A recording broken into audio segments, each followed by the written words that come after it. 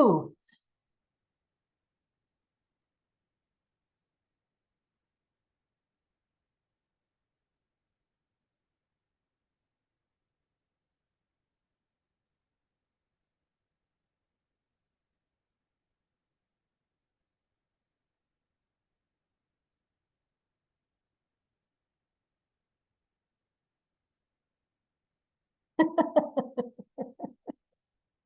Just wait to go. 11:30. Start on time.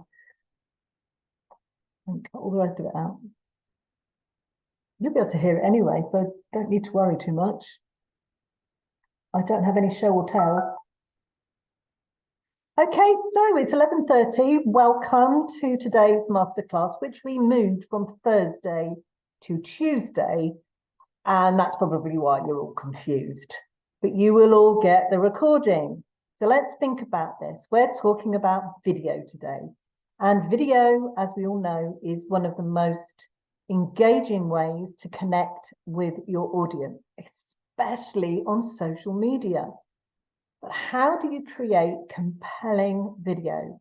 Video that people want to listen to. People want to actually stay with you for the half hour or hour that you've decided to do this video. And a lot of this delivery stuff will be the same for live streaming. So we're not going to look specifically at your content. I'm going to trust that you know your content needs to be simple and clear with a clear message. We're going to look at delivery. How do you deliver a video that people want to listen to?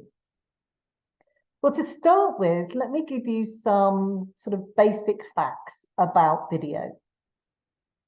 When you are shooting a video, when you're recording a video, it's really easy to assume you're talking to yourself because there's nobody in front of you. So the first tip I give to anybody who struggles with this,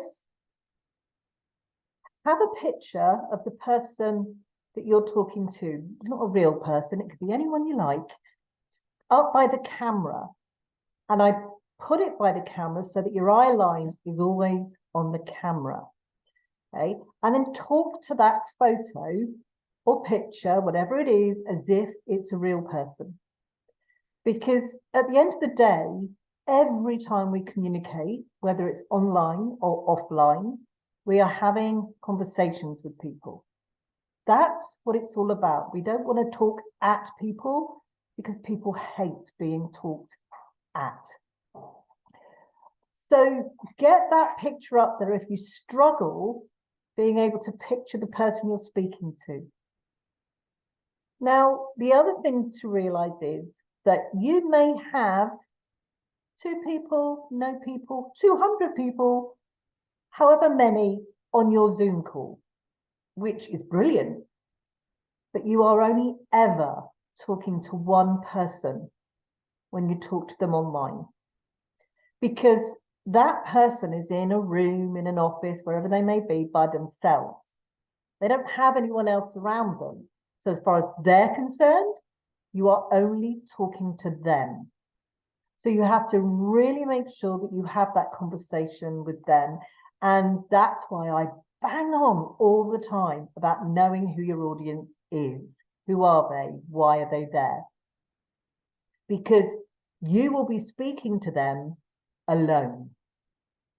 And every single one of those 220, 200, however many people are on that call, in their eyes, in their head, in their ears, you are only talking to them. So we've got that bit out the way. So how do you get you, as the speaker, through that camera? What you're actually doing, you're pushing yourself through that camera into somebody else's computer, phone, however they're receiving this. And you have to create enough energy to make that happen. You have to really envisage that person in front of you in order to speak and get that message through. And to do that, the first thing you need to do is think about your body language. How are you sitting? How are you standing? Now, I, at home office, have what is technically known as an uppy-downy desk. So I can move the desk up or down as much as I like. Brilliant. Most people don't. So, tip number 2, raise your camera or your computer or your phone slightly above. Now, this works beautifully for older women because actually if your chin's up a bit, you're not showing so many double chins. But what it also does is because you're actually having to lift your head a bit, you're opening up your airways. So rather than being down like that, where you're cutting off where your vocal cords are, you're lifting it up and you're opening up the airways. The other thing is sit on the edge of your seat because you have to balance yourself. That means your shoulders have to go back. You have to open up the lung area. And so the words come out easier and the energy comes out easier. And it's always about energy because if you're slumped back, you're slumped down.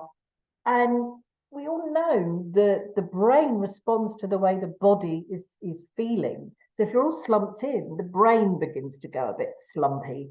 It's a whole new word for today. So sit on the edge of your seat, get your shoulders back, open up the lung area, and look down that lens. Now, if you are able, stand up to do video. There's a completely different energy if you're stood up doing video than if you're sat down. Completely different energy. And that's what you're looking for, this energy, because it's the energy that's going to make people stay with you. If they're not energized by it, they're not going to listen to it. So build up that energy. And I'm not saying that you have to be dancing and leaping about and being all loud. It's not about that. It's about the voice that you're using, having energy behind it so that people believe you. And that's the thing, they have to believe what you're saying. And if you truly believe what you're saying, the energy comes with it. What I tend to say to my clients is you have to feel the words. If you're not feeling the words, then the words don't come out in the right way. And lots of words have real feeling behind them. And that's where your authenticity comes in. So think about, you're putting your camera up a bit, you're looking up, get rid of the double chins. Make sure that you are looking at your camera and you're talking to somebody. The next thing to think about is, you'll notice in my frame, if you like, because I've got wide-angled camera, you'll notice in my frame, I'm sitting so that my face is about 2/3, slightly more above. So you're seeing me. And behind me, there is no clutter. There's no distraction. And from a marketing point of view and a PR point of view, I have my banner up so that you know who I am. It's there for you to see. So think about your background. If it's too cluttered, it's distracting. If it's all white with nothing, it's distracting. It's a very fine balance. You have to think of it in terms of, if people are watching something, sometimes they just need to take the focus down a bit. It's exhausting listening to somebody speak for a long time on video because we feel like we've got to be totally focused. And sometimes we just need something to take our eyes away from that. If it's all white or all one color, that's hard to do. If you have something behind you, just something that can take that off a bit, that works. But too much, and people just spend their time going, oh, I've got that book. Oh, I like that bit of art back there. And the brain has gone off and they're dissecting all your background. So think about that as well. And you want your background to reflect you. That's the thing. Your background, if you're a declutterer and your background is full of clutter, well, it doesn't work, does it? It doesn't go together. And what you have to remember is that people listen with all sorts of different senses, some really subconscious things going on how they react to certain words or react to what's going on around them. So you have to be aware. You want people to hear everything you say in the way that you want it to be heard. Think about vocal variety. This is when I come back to feeling words. If you're talking about a subject that you're passionate about, really passionate about, then if you're having that conversation with somebody face to face, there are words you will always emphasize. There are words that are going to come out that you are really wanting to underline, if you like. And that's how we listen. We don't listen to monotone voices that just go on in the same sort of level and don't actually, they become just one long sentence that makes no sense at all. Think about the words you're using and how those words make you feel and how you want other people to feel about those words. Which are the ones that are really important? And one of the exercises I do with my clients is a simple sentence like the yellow bus. Well, what's more important, the fact that it's yellow or the fact that it's a bus? So you can have the yellow bus or the yellow bus. Same sentence, different meanings. So you have to look at what you're saying and the words you're using and feel them and know which ones are important, which are the ones you want to push forward, which are the ones, if they were written down, would be in bold and underlined. Your voice is like a musical instrument. It has so many layers and so many ways of getting through to the people that you want to listen to you. And that vocal variety makes it a lot easier for somebody to sit and listen. Because we're back to having a conversation with people. Use pausing. People get in front of a camera and they just want it over and done with as quick as possible. They don't pause for breath. Well, if you're not pausing for breath, then your audience isn't pausing to take on board what you're saying. They're having to keep up. So think about the fact that when people are listening, we listen emotionally. I tell you this all the time. And it's going into our heads, all the things you're saying, and it's jumbling around, and people's perceptions, people's thoughts, everything else will make what you're saying sound different to everybody.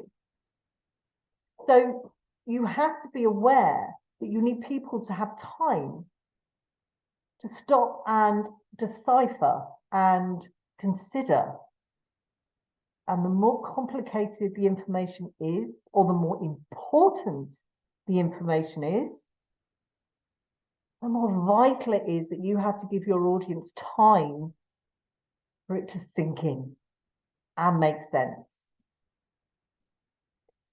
So the way you use your voice is how you can create compelling video. Pausing creates drama. Vocal variety is like a story. It's the recipe of a story. Not distracting people by other things. Keeps them focused. Think about the age of your audience. If they're very young, don't do an hour-long video. If they're older, they're more likely to sit through it. But then think of your content. How much information do you want to give people? How much do you want that information to really sink in? How important is it?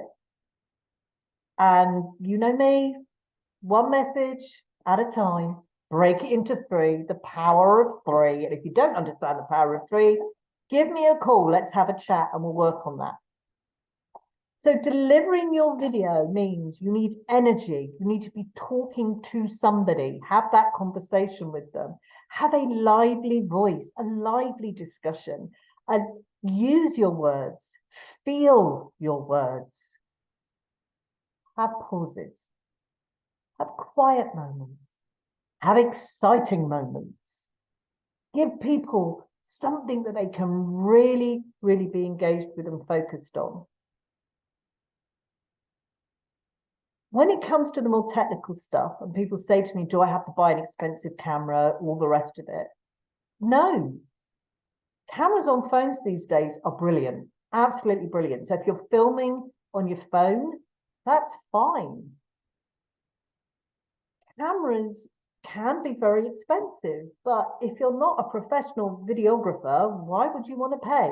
I pay less than £50 for the camera I use at the moment, and it's wide and it's brilliant, and I love it, and it does what I need it to do. If you're going to spend money, spend it on your microphone. If you haven't got a computer that's got a really, really clear microphone, it's the microphone, because it's the sound that needs to be clear. And lighting. One tip I'm going to tell you now, never sit in, with your back to a window. I couldn't even think what I was trying to say then. Because if you've got a desk and the window's behind you and you're recording, it's going to be really dark, or you're going to have a halo and it just won't work. Have some lighting above you. That's the best bet. At home, again, in my office, I have one of those great big bulbs because it actually sits right above my head and the light is coming down. Don't get overcomplicated with your lighting. The ring lighting people can buy these days, absolutely brilliant. And you can buy smaller ones where you're just lighting the camera. So that's just as good. Okay. So that's a brief overview, if you like, on delivering decent video and understanding that it's never going to be perfect. Never. There is no such thing as being perfect. And when we're listening to stuff, we want to think that, especially if we're coaching people, and for me, I'm coaching you to be able to do video, you want to know that I mess up as much as anybody else does. And I do. Sometimes I'll be tripping over my words and coughing and drinking slurps of tea and whatever I'm doing. It just makes you real. And it means that other people realize that they can do it too. And with the equipment you can buy today, with modern day computers, anybody can do video. After you've recorded your video, this is when it gets a little, well, no, it's not a little tricky. It's just, this is the point when you have to think, what do I do with it now? So I use Canva because I can then decide whether, which aspect of a video I'm going to use. So am I going to use it for mobile because then it's long? Do I want it as a Facebook post, a Pinterest, whatever it may be? Find somewhere where you can upload that video and edit it. And in Canva, you can actually edit it. In fact, in Canva, you can record in Canva. And I often do a lot of presentations recorded using Canva. So there's loads and loads of various programs out there that will help you edit video. Don't try and edit out all the ums and the ahs. That would be a nightmare, an absolute nightmare. And you are going to and ah when you start. We all do. I do it from time to time. They're what we call filler words. It's when the brain's trying to catch up with the mouth. So don't worry about things like that. Just make it very clear. Always slow down, because we always go faster than we think we do, especially when we just want to get it over and done with. Open the mouth so that the words you're saying are clear. I despair of the generation that just mumbles now. Nobody opens their mouth and nobody really knows what's going. Open the mouth. The mouth was designed for our words to come out. It was designed so that we can create all sorts of shapes so that words are understood. If you want to know more about video delivery or any speech delivery around how you feel words, how you understand pausing, how vocal variety works, how you build all that in, then book a call. Let's have a call. We can talk about how I could help you. There's the free network, and I put it in there. So I will put the link in when I send the replay out. So anybody who would like to join the free network, there's all sorts of stuff around video on there and resources and learning. Thank you for listening. I hope some of this helps. Just because everybody says you should do video, don't think that just by doing it, people are going to listen. Bad video is as bad as not doing video at all. It's annoying, it's distracting. So learn to do video well, learn to deliver it well. Learn how to have people around the palm of your hand, because the way you deliver is compelling. Okay, well, I look forward to seeing you next week for our next free masterclass. And in the meantime, go and polish up your cameras, find a picture that you want to talk to, and have fun. Bye.